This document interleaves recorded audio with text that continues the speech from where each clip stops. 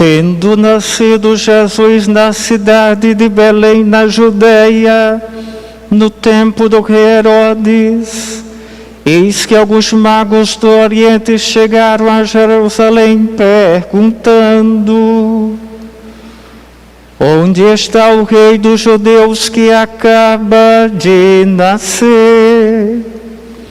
Nós vimos a sua estrela no Oriente e viemos adorá-lo. Ao saber disso, o rei Herodes ficou perturbado, assim como toda a cidade de Jerusalém. Reunindo todos os sumos sacerdotes e os mestres da lei, perguntavam-lhes onde o Messias deveria nascer. Eles responderam: em Belém, na Judeia, pois assim foi escrito pelo profeta: e tu, Belém, terra de Judá, de modo algum és a menor entre as cidades de Judá, pois de ti sairá um chefe que vai ser o pastor de Israel, o meu povo. Então Herodes chamou em segredo os magos e procurou saber deles cuidadosamente quando a estrela tinha aparecido. Depois os enviou a Belém, dizendo: ide procurar e obter informações exatas sobre o menino. E quando o encontrardes, avisai-me, para que também eu vá visitá-lo. Depois que ouviram o rei, eles partiram.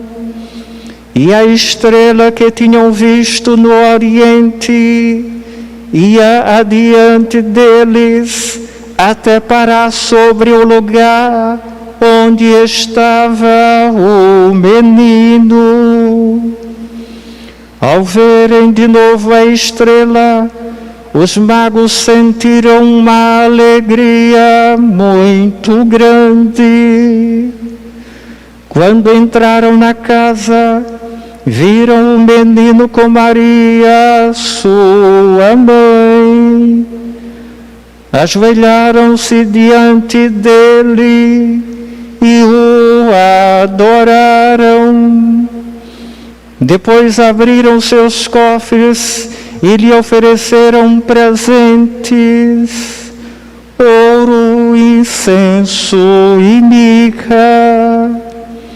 Avisados em sonho para não retornarem a Herodes, retornaram à sua terra, seguindo outro caminho. Palavra da salvação.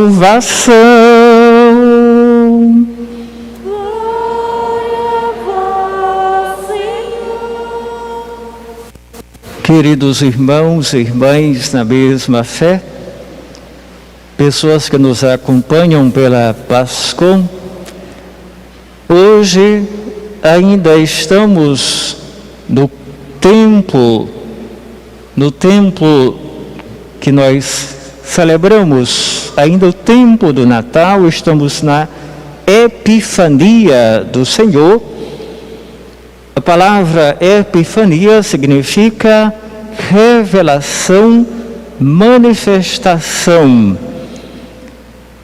Significa, na realidade, que Deus se revelou, se mostrou a nós todos na pessoa do Filho de Deus. Na pessoa de Jesus Cristo, nós temos o próprio Deus entrando na história humana. Busquemos perceber que Deus que entra na história humana, entra sobretudo numa família humana como a nossa. Nós temos aqui Jesus que nasce de uma mulher. Maria é a mãe de Jesus, é a escolhida por Deus para ser a mãe do Filho de Deus.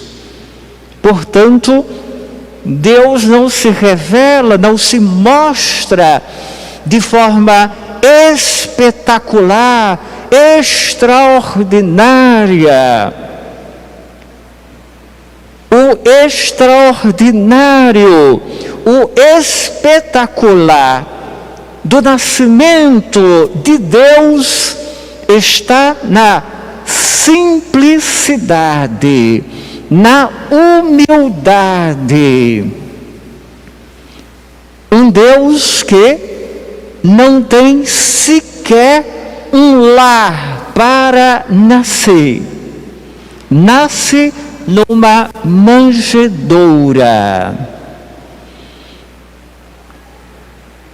E é importante a gente ir observando os detalhes que esse Deus que entra na história vai precisar, inicialmente, quando ele nasce, ele vai precisar de tudo, depender, precisar de tudo, de uma mulher.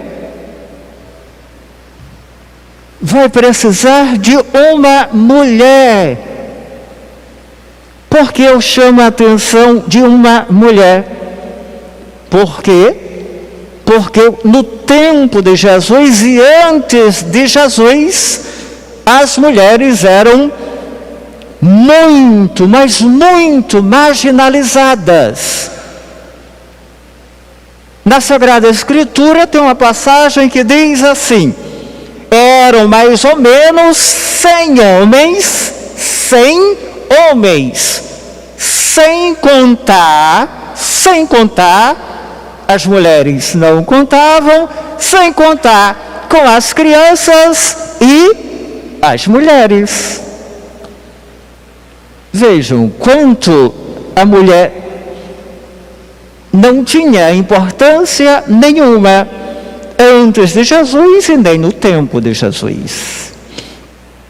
Mas é contrariando as expectativas do povo judeu. O povo judeu esperava um Messias triunfalista que viria nas nuvens.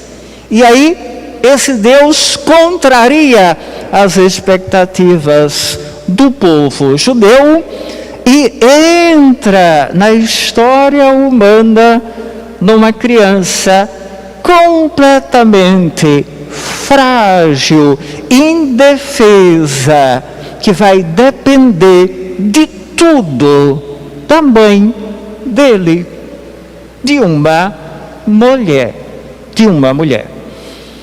É Deus, inclusive, dizendo assim: homem e mulher, na história da salvação, os dois têm a mesma importância. É Deus dizendo assim: que história é essa que vocês, homens, são mais importantes do que as mulheres? Todos nós, na obra da criação, valemos a mesma coisa, somos todos importantes na obra da criação. Homens e mulheres. A primeira leitura, o profeta Isaías.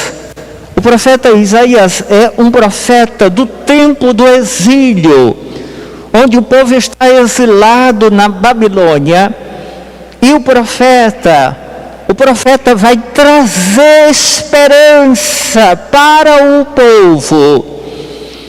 O profeta Isaías, ele vai sonhar com um tempo de alegria, onde o povo volta para a cidade de Jerusalém. E é interessante porque a cidade de Jerusalém, quando o profeta Isaías escreveu esse texto, a cidade de Jerusalém já havia sido destruída completamente. Só existia as ruínas da cidade de Jerusalém. Por isso, eu estou dizendo, é um sonho do profeta. O profeta diz assim, que está no monte da cidade de Jerusalém, e ele diz que vê aqueles que foram exilados voltando para a cidade de Jerusalém com muita alegria, jubilosos. E é interessante que o profeta diz assim, olha, e quem vem trazendo de volta os judeus são aqueles que os tornaram seus escravos. É como se Deus fizesse uma inversão agora na história do povo judeu. E é interessante como também o profeta vai colocar que como o povo judeu já tinha, digamos assim, se misturado com outras culturas, com a cultura do povo na Babilônia, o profeta também vai dizer que o povo volta para Jerusalém trazendo coisas do costume, da cultura de outros povos, trazendo inclusive riquezas de outros povos, como incenso e mirra. Mas essa é uma leitura futurista do profeta Isaías. E o que é uma leitura futurista? É, por exemplo, nós que estamos nesse momento ainda de pandemia, é a gente também ter essa confiança, essa esperança do profeta, e a gente também trazer luzes onde há escuridão. Inclusive o profeta tem um momento que ele vai falar, porque na cidade de Jerusalém, quando raia o sol, tem uma parte da cidade de Jerusalém que ela fica, o sol clareia a cidade de Jerusalém, e tem as colinas que ficam na escuridão da noite ainda. O profeta vai fazer também essa comparação da escuridão e da claridade na cidade de Jerusalém. É para mostrar justamente o antes o povo estava na escuridão, estava no cativeiro, estava no exílio na Babilônia. Mas agora, com a fé, a confiança, a esperança em Deus, o povo pode sonhar com tempos novos, porque é o próprio Deus libertador que vai tirar o povo do exílio na Babilônia. E o povo pode e deve se alegrar, porque Deus cumpre as promessas dele para com o povo. porque Deus é sempre fiel às promessas dele. E é importante que nós também possamos observar e fazer uma leitura. O povo de Israel era fiel ao compromisso, à aliança com Deus. Na maioria das vezes, o povo de Israel foi um povo cabeça dura, que foi infiel às promessas com Deus. Mas com toda a infidelidade do povo, Deus continuou sempre fiel ao povo de Israel. Mas aí o profeta vai mostrar também que a salvação que o povo pensava que era algo exclusivamente do povo de Israel, o profeta vai colocar aqui na leitura que a salvação não é exclusividade do povo de Israel. A salvação é uma proposta para todos os povos. Todos os povos. E na segunda leitura, Paulo vai colocar isso com mais clareza, dizendo assim: com Jesus Cristo, não somente os judeus, eles são herdeiros da salvação, não somente os judeus, não somente o povo judeu é herdeiro, co-herdeiro do reino de Deus, mas os pagãos também o são. Portanto, Paulo vai reconhecer claramente que a salvação não está somente nas pessoas que tinham uma raça, ou seja, não somente o povo judeu, não somente o povo que tinha a religião oficial, que era o judaísmo. A salvação, Paulo vai mostrar, e o próprio Jesus Cristo também, Jesus Cristo e Paulo vão mostrar, a salvação, minha gente, não depende da sua religião. Inclusive, tem pessoas que não têm nenhuma religião. Não tem. E essas pessoas são pessoas compassivas, misericordiosas, que trabalham em favor das pessoas mais necessitadas. Onde é que essas pessoas, mesmo sem religião, elas não têm salvação?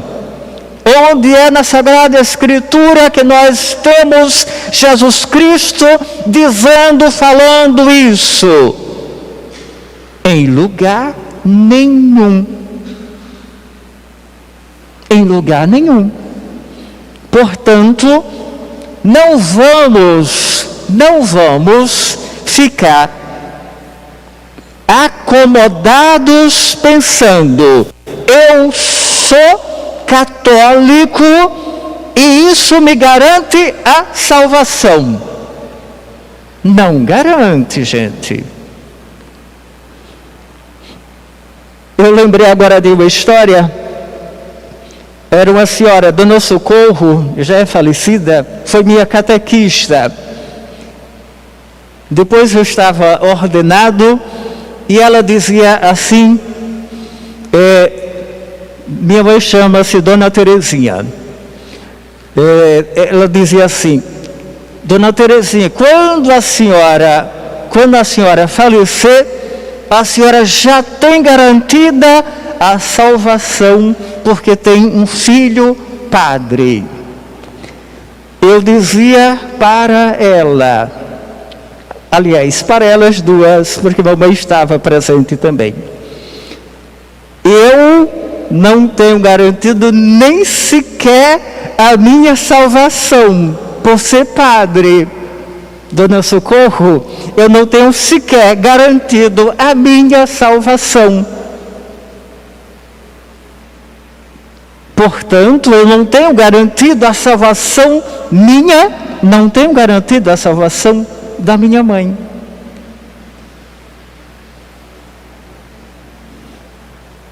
Nós precisamos estar num processo de conversão, de mudança.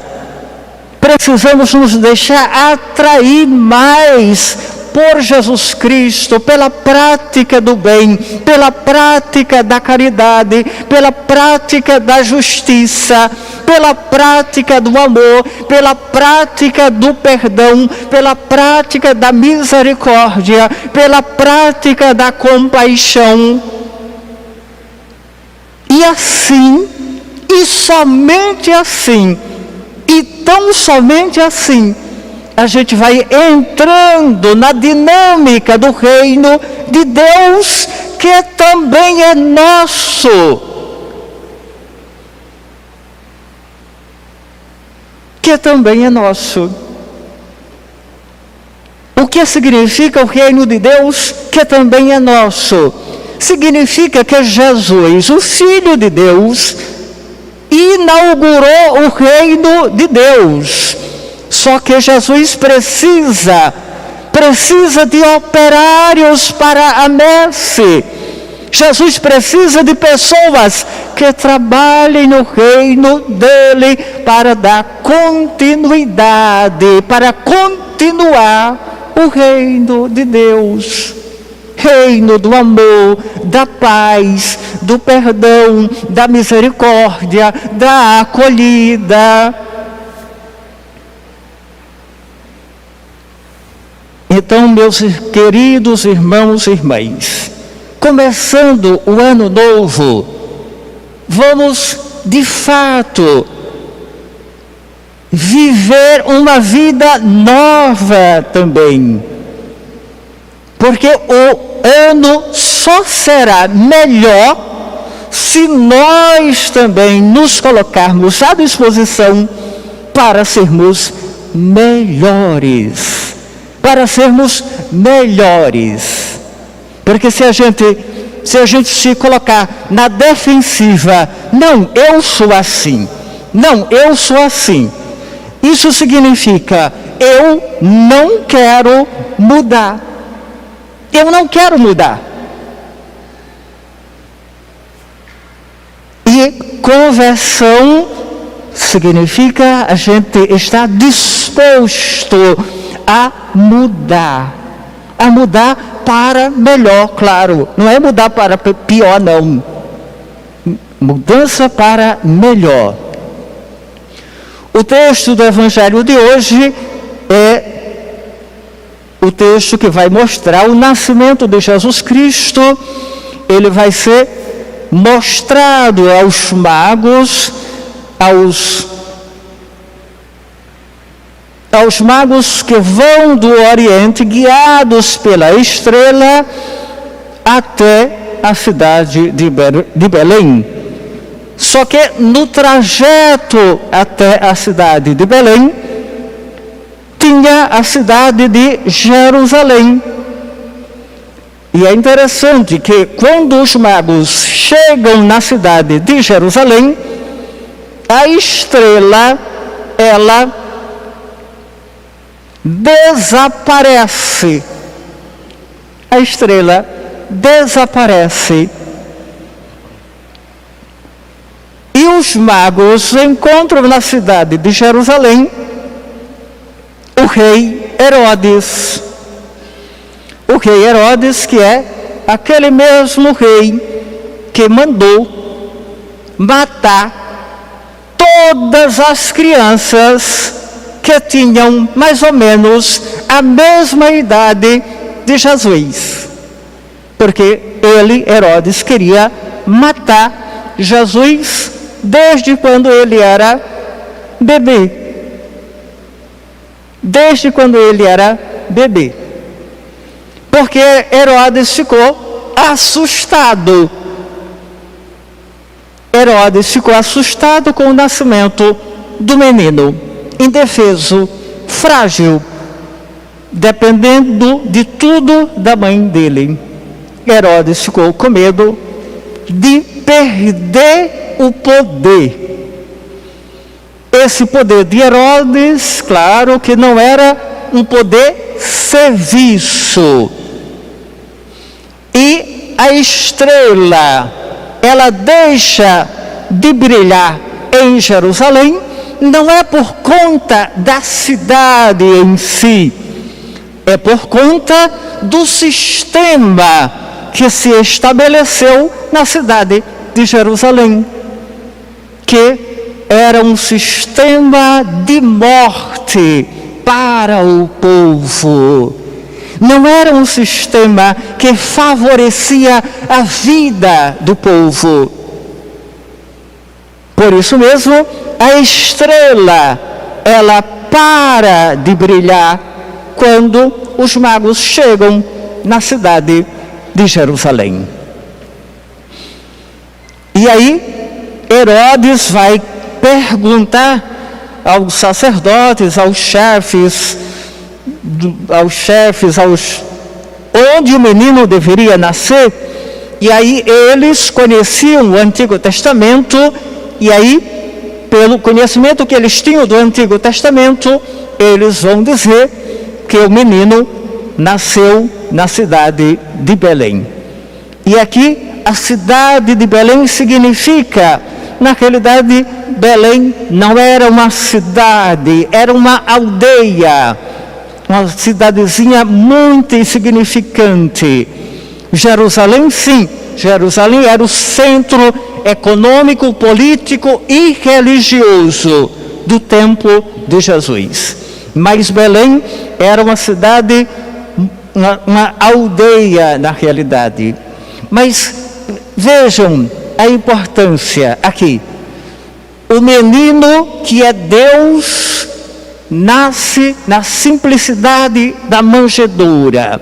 O menino que é Deus nasce numa aldeia. O menino que é Deus, ele é anunciado aos magos do Oriente. Isso é importante, chama a nossa atenção. Ou seja, não é anunciado, comunicado às pessoas tidas como importantes do templo de Jesus. As pessoas importantes do templo de Jesus, tem algumas delas aqui no Evangelho, que Herodes vai chamá-los para consultá-los. São os sacerdotes, os mestres e os mestres da lei. E o Herodes que era o rei Herodes. Essas pessoas eram pessoas tidas na sociedade como importantes.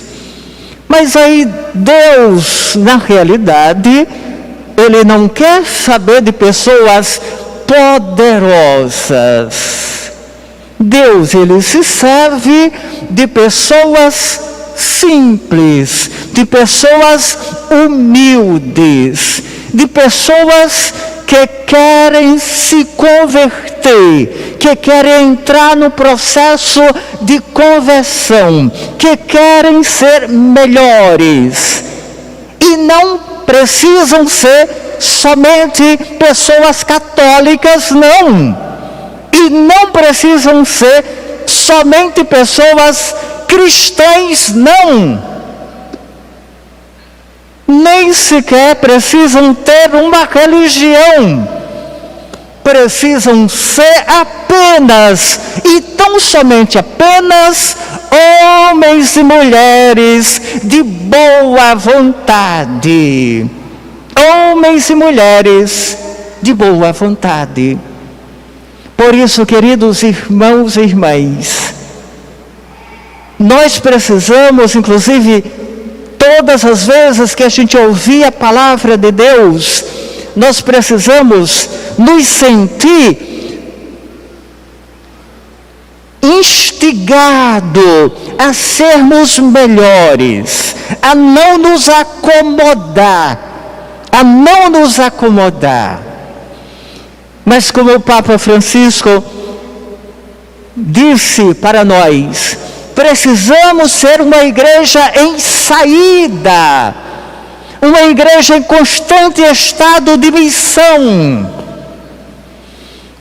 Essa expressão do Papa, uma igreja em saída, o que significa? Significa que a missa, a Santa Missa, não termina com a missa. A missa, ela começa com a missa. E aí a gente leva para a vida da gente, a gente leva para o lar da gente, para o trabalho da gente, o que a gente aprende na Santa Missa, leva e coloca em prática. É o que o Papa Francisco está pedindo para nós. Mas isso que Papa Francisco pede para nós, Jesus Cristo, há mais de 2000 anos, já havia pedido para nós. Já havia pedido para nós. Mas parece que nós, como humanidade, somos muito parecidos com o povo judeu. Somos um povo de cabeça dura. Um povo de cabeça dura. É interessante, depois, quando os magos sabem da notícia que Jesus nasceu em Belém, eles saem da cidade de Jerusalém, e a estrela que tinha desaparecido da cidade de Jerusalém, porque Jerusalém representa escuridão, e Jesus é a estrela, é a luz, sinal de luz, não de escuridão, não de trevas. Quando ele sai de Jerusalém, a estrela reaparece, e eles vão até Belém, e chegando lá, o texto mostra, eles veem Maria, a mãe, e o menino na manjedoura. É interessante a cena, eles se ajoelham, não para adorar o rei Herodes, eles se ajoelham para adorar o menino Jesus. E eu diria, eles se ajoelham para adorar o menino pastor, que ele é comunicado em primeira mão aos pastores que viviam no campo, nos campos, com os animais deles. E aí a gente vai percebendo essa história que é uma história de uma relação de Deus com as pessoas humildes, as pessoas simples. E essa simplicidade e humildade não significa que eram pessoas religiosas, que eram pessoas de boa fama no tempo de Jesus. Os pastores, por exemplo, os pastores tinham uma péssima fama. Eles eram tidos como ladrões. Inclusive os pastores eles eram proibidos de entrar na sinagoga para fazer as orações. Eles eram proibidos de entrar no templo para fazer as orações. Eles eram considerados impuros. Mas é justamente aos pastores que é comunicada em primeira mão a notícia do nascimento do menino Jesus. E eles o reconhecem. Eu quero chamar a atenção para isso. Tanto os pastores como hoje os magos reconhecem no menino Jesus aquele que vem trazer a salvação para a humanidade. Ele é o nosso Redentor, o nosso Salvador, o Salvador da humanidade. Mas para isso, nós também precisamos reconhecer nele o Salvador, o Redentor da humanidade. E nós muitas vezes tendemos a confiar em pessoas poderosas da nossa sociedade. O Evangelho de hoje, mas não somente o Evangelho de hoje, a Sagrada Escritura toda vai mostrar para nós: não confie em pessoas poderosas, porque as pessoas poderosas, elas não têm nenhum interesse em ajudar as pessoas simples, as pessoas pobres. Herodes, inclusive, ele vai dizer aos magos: vão e procurem obter informações sobre o menino, que eu desejo ir conhecê-lo. Claro que Herodes não queria conhecer o menino. Herodes, na realidade, queria enganar os magos para que eles dissessem exatamente onde o menino tinha nascido para mandar matá-lo. Só que os magos, avisados em sonho para não voltarem por Jerusalém, retornam por outro caminho. O que é outro caminho? É o Evangelho querendo dizer para nós: o caminho dos poderosos não é o caminho de Jesus Cristo. O caminho dos poderosos não é o caminho de Jesus Cristo. Não é o caminho do menino Luiz. Não é o caminho daquele que vem para iluminar as nossas vidas, para clarear as nossas vidas em momentos de problemas, de situação. Não. Jesus é aquele que vem ao mundo para trazer a redenção, a salvação do gênero humano. Mas nós precisamos, aos poucos, ir nos convertendo a Jesus.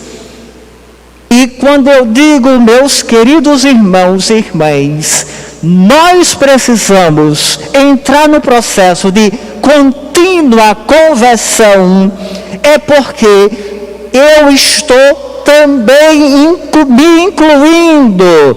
Nós significa o Padre Marconi precisa também entrar no processo de conversão. Todos nós precisamos, os padres, os bispos, os cardeais, o Papa, os cidadãos, as cidadãs, todos nós precisamos de conversão. Todos nós precisamos. Portanto, o Evangelho de hoje, os magos reconhecem o menino como o Salvador da humanidade. Os magos são do Oriente, são pagãos, mas a salvação é para todos os povos.